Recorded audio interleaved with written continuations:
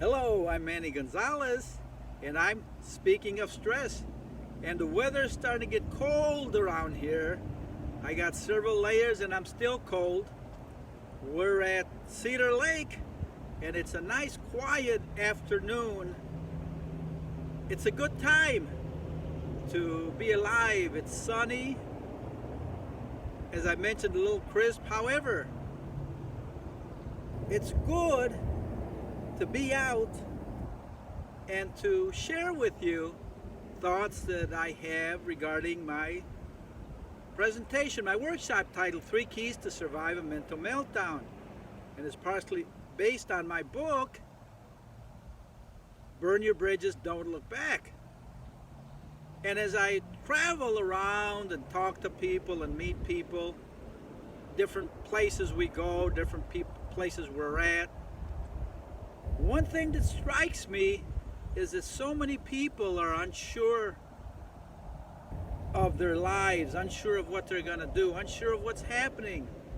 It's kind of a confusing time for many people, simply because, as you know, they talk so much about this virus, and elections are coming up and there are riots in the streets. I mean, it sounds like a horror movie what we have happening around us. But we can't focus on that. We can't allow fear and panic and worry to dominate our lives. In fact, do you know that most of what you worry about never even happens? And sometimes people refuse to go out because they're so afraid of things happening. And sometimes the worst place to be is at home. Yeah, you got to get out. It gets too lonely, you get too cooped up, you get too miserable. Plus you start eating when you're at home. People are gaining lots of weight because they're not going out. However, my advice to you is, again, my 3 keys. Be thankful to the good Lord for what we have. Get outdoors and think about things that you can do to help people, to encourage others. I always say that our job should be to encourage, to share a comforting word with those around us, and that's what I do. Everywhere I go, I encourage people, I share a little bit, I make an effort to get out of my comfort zone and let people know that it's okay.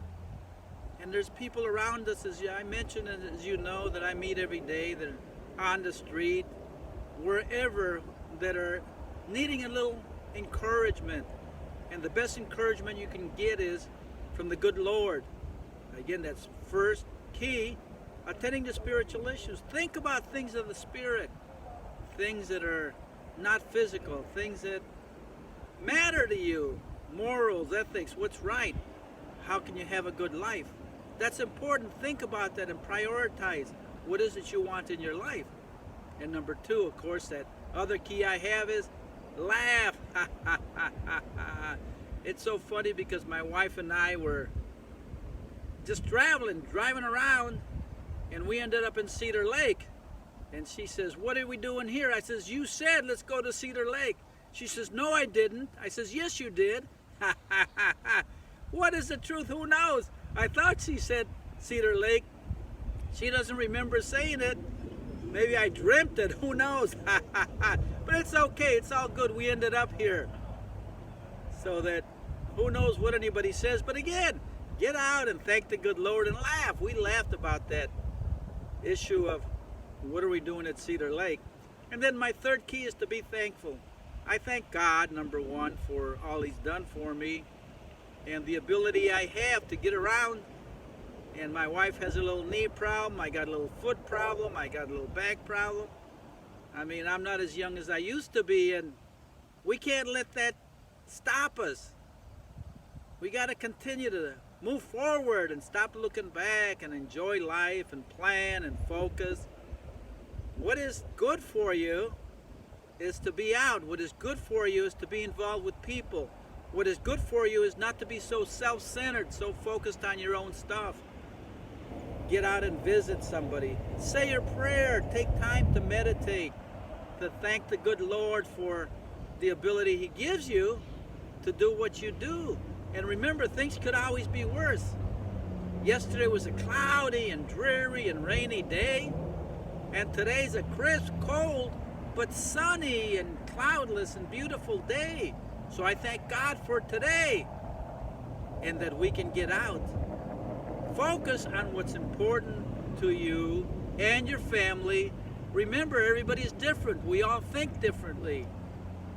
I was reading something in the Facebook regarding politics, and some people think everything that they say is right.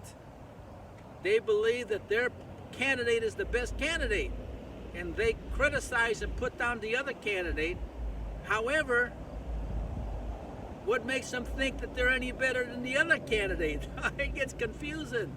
But everybody's got a different opinion. I think that's the point.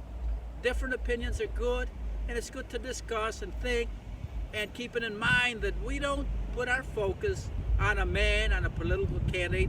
We don't even put our focus on a religious movement or our bank account.